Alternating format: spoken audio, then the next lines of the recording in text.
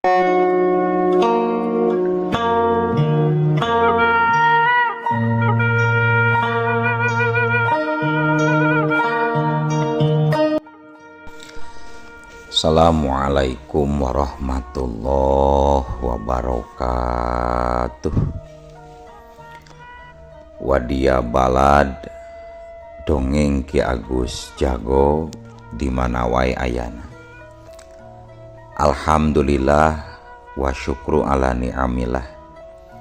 Kalayan diwuwuh ku qabul anu maha agung, dibarengan ku pangijabah anu maha kawasa, diiring ku kadedeh kanyah Gusti anu maha suci. Urang ayeuna dugi kadanget ayeuna masih keneh tiasa ditepang dangukeun deui dina acara anu matuh kamemet urang sadayana. Nyatana dina pagelaran dongeng Sunda jejer carita Nyi Kelet ayeuna bagian anu ka-4 Ieu dongeng mangrupikeun buah karyana Kang Rudiansah ti Palihan Garut Leles. Kangge Kang Rudiansah ngahaturkeun rewuh-nuhun laksaketi kabingahan, rehna parantos ngintunkeun naskah sakaligus ngawidian mamang kangge medar ieu dongeng dina kandaga dongeng Ki Agus Jago ieu. Atuh sumangga kanu teu acan subrek kantun subrek heula, ngarah langkung pogot sareng langkung sumanget deui ka si mamangna dina enggoning medar ieu dongengna. Ning hilap di like di komennya nu saseueur-seueurna. Lainna naon, mamang masok bingah kitunya upami maosan komentar-komentar ti para wargi sadayana teh. Kalintang bingahna deui upami mah link video mamang ieu dipanggeserkeun atanapi dipangbagikeun. Atuh ngarah teu nyangkolong tingkana waktos sumangga ayeuna mah urang lajengkeun deui dongeng Nyi Kelet bagian anu ka-4. Kumaha salajengna? Sor cikopina, betot simutna, pagan heula tali kolorna, bisi morosot, merezel, morozol, uzel-uzelan di tengah jalan. Tempak dung dung tes.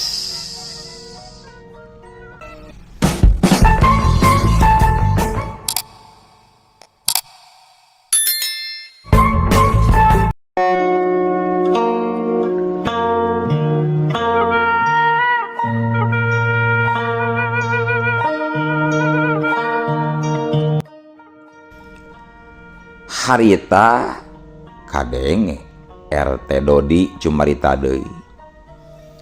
Kieu ieu tadi apanan aya 2 warga anu nyobaan ngaduruk jurig hulu, tapi kajadian saterusna mungguh aing kacida pokona.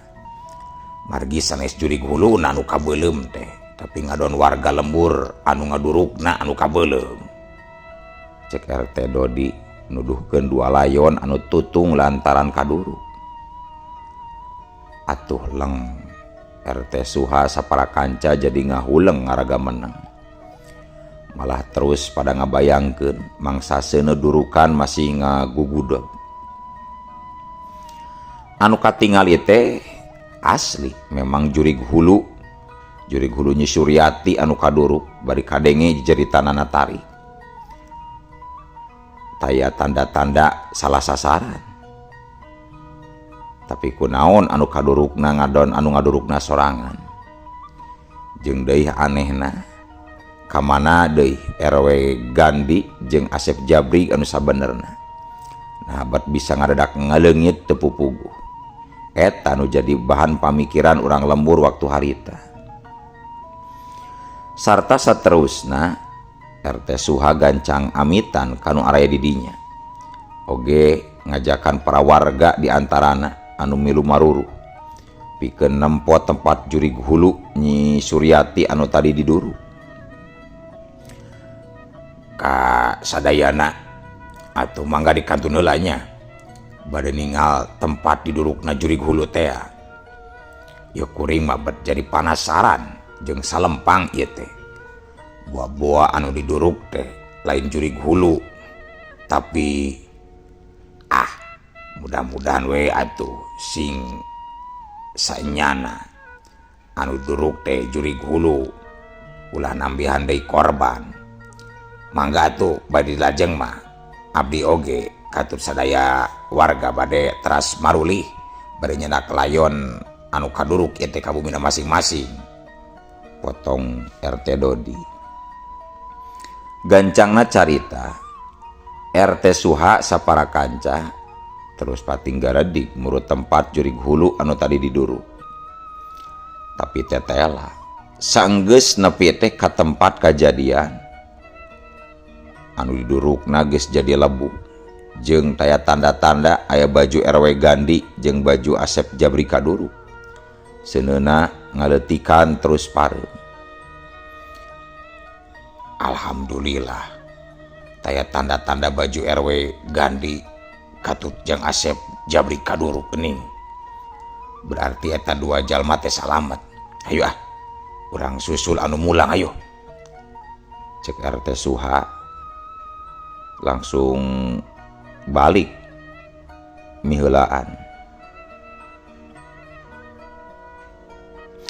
Kitu kayaan di pelemburan dina waktu harita.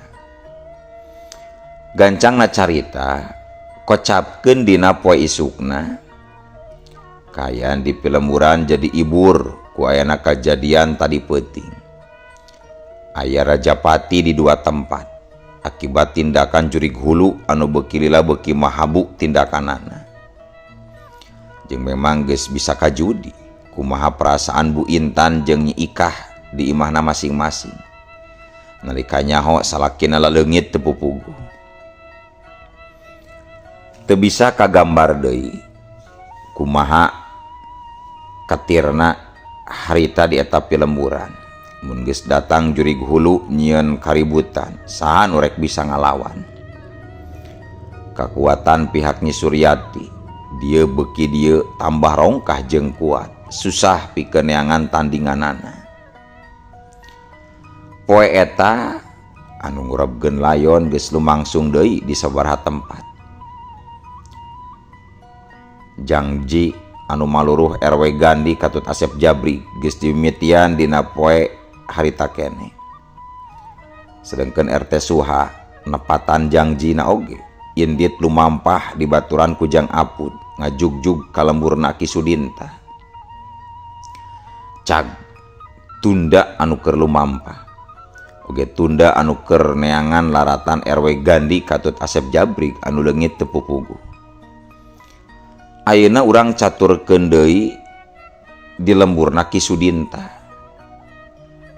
Ki Sudinta anu salawasna lalagasan sapopoena ngurus kebon jeung narima semah anu tatamba. Lamun keur nyalse sok nyelang meulahan suluh. Ngadina poe eta mah Ki Sudinta lain kitu gawena. Tapi harita mah keur ngurus-ngurus warga anu taratu. Imah-imahna anu parajet teuing kunaon. Lila uubarna teh. Sabab korbana oge memang teu saeutik. Ki Sudinta tanggung jawab pikeun ngubaran.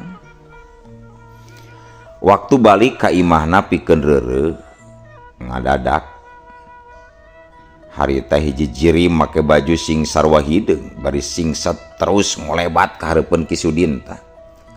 Beungeutna make cadar beureum, buukna hideung ngarumbai panjang. Panonna nu gilar-gilar mencerong seukeut ka Ki Sudinta.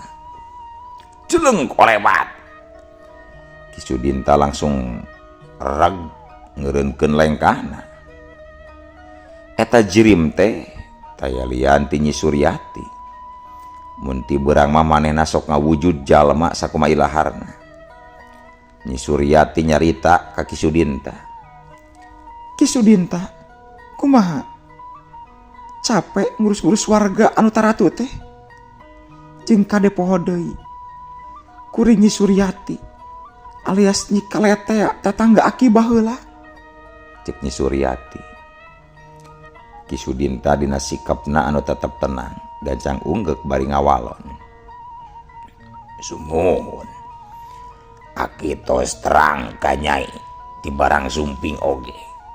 Salira teh Nyi Suryati teh sareng katenan we ari capek mah nguruskeun anu kieu teh nyaan capek Nyai. Maklum Akina oge geus kolot ayeuna mah. Tah, eta teh kuring anu ngalakukeunana adalah Aki supaya Aki sadar tur inget kana kasalahan naon anu pernah dipilampah ka kuring. Nah iraha Aki pernah midamel kalepatan ka salira Nyai. Apanan tepang oge langki di kampung Kurna mula oge. Iya Aki, ulah sok api-api bodoh hirup teh. Aki basa eta kungsi mangaruhan si Lilis supaya wangkelang tenurut kana parentah kuring. Tah eta mangrupakeun kasalahan Aki ka kuring. Oh eta nyambura we sadajan Aki memang kantos miwarang Nyi Lilis bikeun eureun tina gawe lampah kajahatan anu estu matak ngarugikeun jeung nyilakakeun Baralea khususna papadaban usaha. Ki Sudinta, sakali deui kuring nandaskeun ka anjeun. Mun anjeun tetep ilu biung kana urusan kuring, maka nyawa anjeun oge bakal kaancam moal salamet. Nyamang dah Aki mah moal rizik ku pati moal rempan ku aja moal zieun ku ancaman Nyai. Da Aki mah geus buleut bate kadan hayang merangan tindak laku kadoliman, cek Ki Sudinta tandes. Atuh ari kitu mah Aki Sudinta teh sarua jeung geus bosan hirup. Mun bener geus bosan hirup, heug kayang Aki ayeuna dicumponan ku kaula deuleu. Cek Nyi Suryati jigana teh geus teu bisa diajak deui ngobrol sacara hade. Langsung natukeun sikapna geusan ngalakukeun tindakan ka Ki Sudinta. Malah Ki Sudinta jeung Nyi Suryati punten, malah Ki Sudinta oge surti harita gancang mager diri ku kekuatan gaib pikeun nadah serangan musuh. Ukur Ki Sudinta jeung Nyi Suryati anu nyaho kana kayaan dirina masing-masing anu keur ngadu kekuatan batin. Jeung katingalina ku batur mah duanana teh keur ngacarantang bari ngaharuleng padahal mah lain. Hiu des des cenang cungkal-cungkal. Nyaho-nyaho badan Ki Sudinta jeung Nyi Suryati tembong pating jarungkel ka tukang. Laju korejat duanana pada parancuh deui dina tangtungan masing-masing. Belesat Nyi Suryati ngabelesat ka tukangeun badan Ki Sudinta. Laju meupeuk punduk Ki Sudinta satakar kempek. Hiup cekuk aduh tolonyong solontot. Ki Sudinta langsung ngagero bari nyolontot ka hareup. Pundukna karasa nyeri nalika dipeupeuh ku leungeun musuh. Siwut cekuk. Ki Sudinta disusul tepus digebot ku karembong lebah tonggongna. Tolonyong solontot. Ki Sudinta nolonjong deui bae sarta ngagerung nahan ka nyeri. Atuh da Ki Sudinta teh sareatna mah geus kolot ditarajang secara fisik kitu mah wajar mun langsung kawalahan teh. Ki Sudinta gancang mancuhkeun deui tangtunganana bari rumahu. Nyi Suryati kadengit nyarita. Ingatkan ku Aki teh geus kolot di perangan atawa diserang fisik mah peloy. Ngadu ilmu batin cang tangtu bakal kuat lila perang batin jeung kuring. Ku kituna kuring mere keneh kasempetan ka Aki ayeuna pikeun hirup panjang. Asal keris pusaka pasrahkeun oge ka kuring, mangka Aki bakal salamet.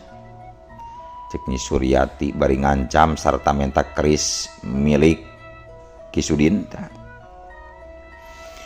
Kuring mah leuwih ade pondok umur Nyai, ibatan kudu masrageun eta keris. Tur teu mampu merangan kajahatan mah leuwih ade pae. Ki Sudinta ngawalon kalawan tandas. Duh, lebar tinemanan. Aki kudu paeh ku leungeun kuring mah. Satadina we kuring teh masih keneh nganggap kolot ka Aki. Sanajan umur kuring saayana mah geus ratusan tahun leuwih kolot tibatan Aki.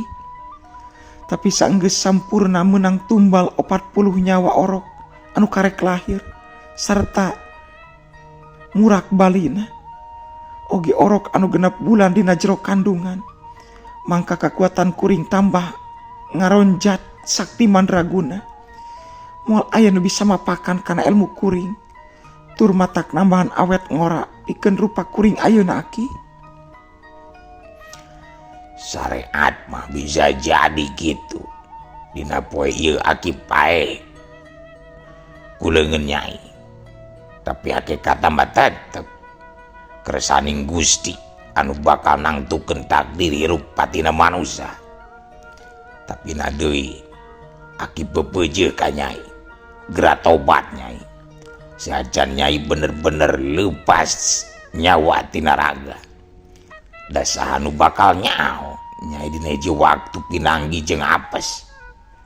Ki Sudinta nyobaan ngelingan Nyi Suryati. Aki, tong kamana bae nyarita teh. Mun bener kuring bakal pinanggi jeung apes.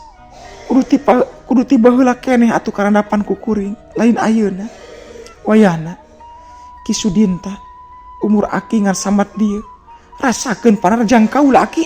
Hiat sebelesat. Nyi Suryati langsung ngabelesat pikeun nembrag awak Ki Sudinta. Cek ijiran Ki Sudinta pasti bakal binasa. Dirojok genggerongna ku ramo-ramo leungeunna. Tapi Ki Sudinta memang geus saega diri ti saanggalna pikeun nadah serangan musuh anu langsung ditakis ku sapasang leungeunna. Kalian sarua pada nyedem tenaga batin. Antukna katung terus kadenge dua tulang leungeun nu pating keledruk diadu. Des cungkal. Badan Nyi Suryati ngacungkal kadorong mundur ku tenaga batin lawan. Korejat. Nyi Suryati kentak ngorejat hudang tina ngacungkalna. Sarta langsung niupkeun angin ka palebak Ki Sudinta. Puah! Ki Sudinta lain deui ruasna. Nalika sadar anu pating belesat. Paku-paku geus karahaan sagede curug. Datangna cepet nakeranan bareng jeung ngakelebugna angin ngarah kana beuheung jeung panonna. Ngan Ki Sudinta tetep waspada. Harita bari nyabut kain sapu tangan bodas tina balik bajuna. Eta kain gancang dikubetkeun ka palebah paku anu karahaan anu pating belesat ngarah ka dirina. Kajadianana memang aheng. Paku-paku anu harita pating belesat teh jadi ngalebot ngarah kana tangkal cau. Hiup hus serem. Kajadian saterusna memang aheng deui bae. Tangkal cau nu kabeunangan ku eta paku langsung meotan gararing nepi ka daun-daunna. Tangkal cau teh paeh saharita. Nyi Suryati waktu sadar yen panaraja ngagagal. Harita gentak ngalakukeun deui serangan susulan ngaliwatan jalur lemes. Bibirna kunyam-kunyam ngarapal hiji ajian anu ampuh. Sarutas rengse mapatkeun jampe pamakena. Kadenge Nyi Suryati ngagero. Murilit leungeun jeung suku Andika Ki Sudinta. Murilit. Aduh. Aheng deui bae. Sabab nyata leungeun katut suku Ki Sudinta terus mararengkel murilit tulang-tulangna pating rariak jeung pating derak-dak disada jiga anu pararotong. Nyi Suryati atuh Nyi Kikik seuri nempo kayaan seperti kitu. Ki Sudinta tamat riwat hirup Andika poe ayeuna. Ulah kaget jeung ruas mun kuring jadi sakti mandraguna ngaleuwihan pangarti Andika. Sabab kuring geus lulus ngala tumbal sakumaha parentah tinu jadi guru kaula. Anak kuring jadi bisa ngerubuhkeun aki sarta wayahna kiwari hirup aki ngan samat dia bungan aki bet wani nyieun urusan jeung pihak kuring. Ceuk Nyi Suryati bari geus arek ngalaksanakeun pamaksudanana harita teh. Ngan kaburu aya nu pating torojol 2 jalma, horeng RT Suha geuning eta teh jeung Jang Apud. Mas Alo, Ki, kunaon Ki? Ceuk Jang Apud. Aduh, aki ditenung, diteluh ku Nyi Suryati Jang. Ceuk Ki Sudinta gancang ngajawab pananya Jang Apud. RT Suha tembong deku gigireun Ki Sudinta anu leungeun jeung sukuna marerengkel jiga anu setruk. Jang Apud tembong paromana robah bari gancang ngaret ka Nyi Suryati anu keur ngalaan cadar beureumna. Ngahajam beureum matak dilaan ngarah katingali jelas keuretan beungeutna ku RT Suha katut Jang Apud. Jeung memang RT Suha jeung Jang Apud duanana oge moal kapalingan tenjo. Eta jalma teh memang Nyi Suryati teh anu penting tadi dikarepung terus didaruruk ku warga lembur. Atuh langsung hate Jang Apud jeung RT Suha jadi ratug tutunggulan. Ras inget deui kana kajadian tadi peuting. Buah-buah RW Gandhi jeung Asep Jabrik bener-bener jadi korban tipu daya Nyi Suryati alias Nyi Kelet. Buah-buah anu diduruk teh lain Nyi Suryati jurig hulu. Tapi da buktina bae ayeuna hirup keneh Nyi Suryati mah geuning. Tapi kakaget duanana teu lila, malah robah jadi nimbulkeun kawani, curung kunung. Harita Jang Apud nangtung, laju neuteup seukeut ka Nyi Suryati bari nyarita. Hei, iblis bikangna, dibawa ke mana si RW Gandhi katut Asep Jabrik kumaneh ha? Cek Jang Apud nanyana naragal. Sedangkan Nyi Suryati ngadon Nyi Kikik seuri bari nembalan. Apud oge maneh RT Suha teu bareunang diingetan ngadon daratang ka dieu arek naraon ilaing. Arek ngarepkeun Ki Sudinta ngarepkeun naonna kayana oge geus kitu teu walakaya.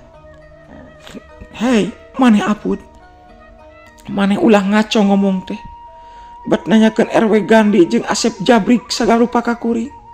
Kuring mah teh nyaho deuleu. Cek Nyi Suryati bari neuteup antep ka Jang Apud anu keur kekerot huntuna.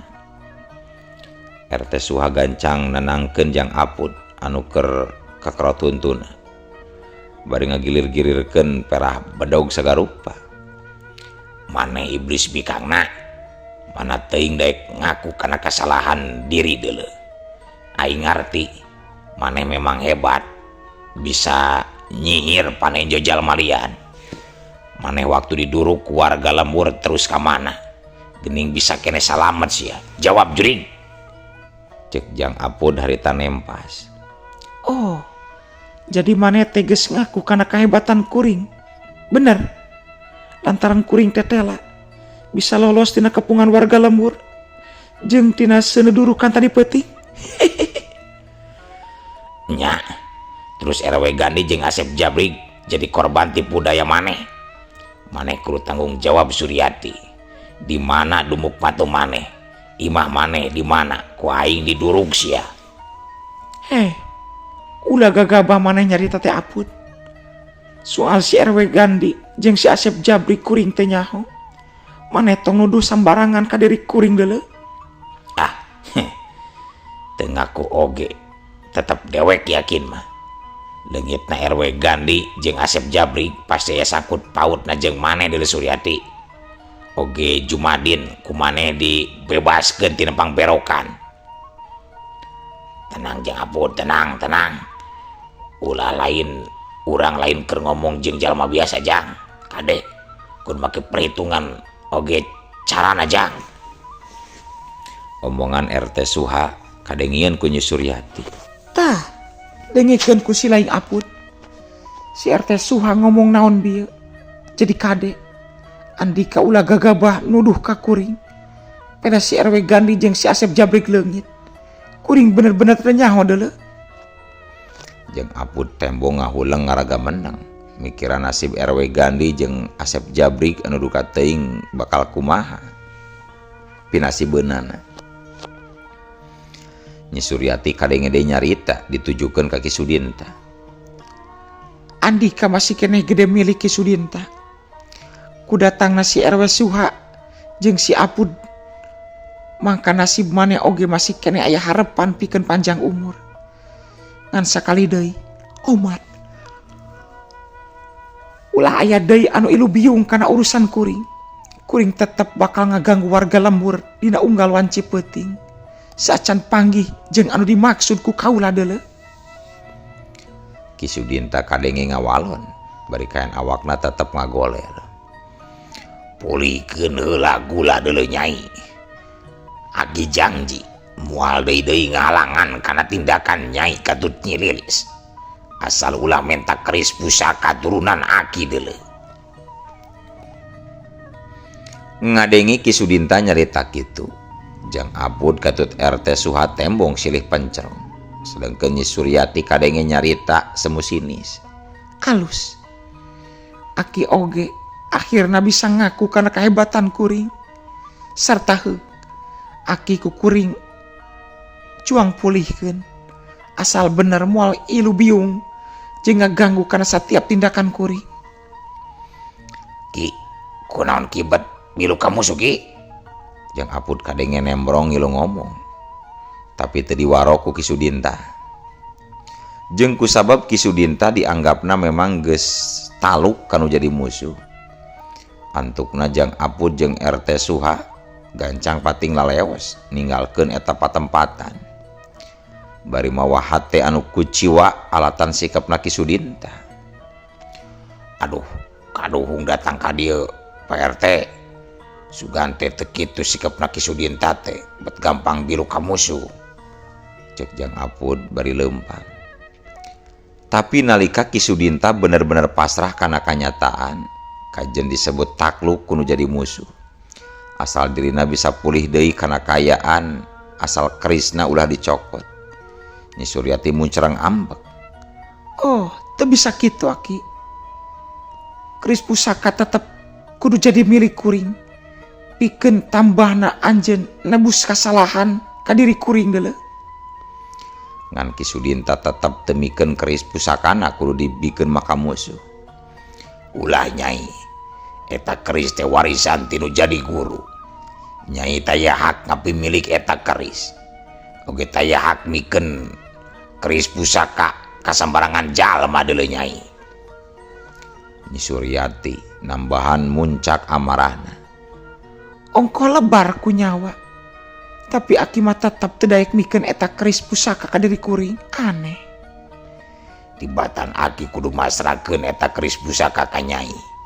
Leuwih hade Aki paragat nyawa. Dasar belegug Aki mah. Sanajan Aki dibinasa ku kuring, tapi eta keris pusaka tetep kudu jadi milik kuring Ki. Moal bisa tuh. Keris pusaka bakal terus ngaleungit mun Agi salaku pangwaris tunggalna ajal. Kunaon bae carana eta keris bakal ngilu ngaleungit bareng jeung binasana Aki. Cek Ki Sudinta, sanajan geus teu walakaya tapi masih kene bisa seuli. Kurang ajar. Teu beunang di deuleu beungeut maneh Mas Sudinta. Ngadonnyaan men tadi podaran ke carana mah. Saterusna Nyi Suryati tembong deku gigireun Ki Sudinta. Tatan-tatan gesan nyabut nyawa Ki Sudinta ku cara dicekek beheungna. Tapi sameme Nyi Suryati bener-bener ngalakukeun tindakanana. Ngadadak hiji jiri make jubah bodas ngolebat nyamber awak Ki Sudinta, laju dibawa indit ninggalkeun eta patempatan. Corelat jeleng ngolebat kapset las. Nyi Suryati atuh puguh we jadi terus ambek kanu bieu nyamber awak Ki Sudinta. Gerakanana mugu cepet nakaranan teu beda ti kalangkang. Setan alas, si jubah bodas tetela aya hubunganana jeung Ki Sudinta. Awas ya, diudag gua aing masih jubah bodas. Hiat belesat. Nyi Suryati oge cirimna langsung ngabelesat ngudag si jubah bodas nuju ke arah wetankeun. Ari si jubah bodas bet ngadon terus kasusul harita teh ku Nyi Suryati. Dipegat lengkahna ku Nyi Suryati anu langsung ngalakukeun panarajang sakaligus ngarabut Ki Sudinta dina pangkuan si jubah bodas.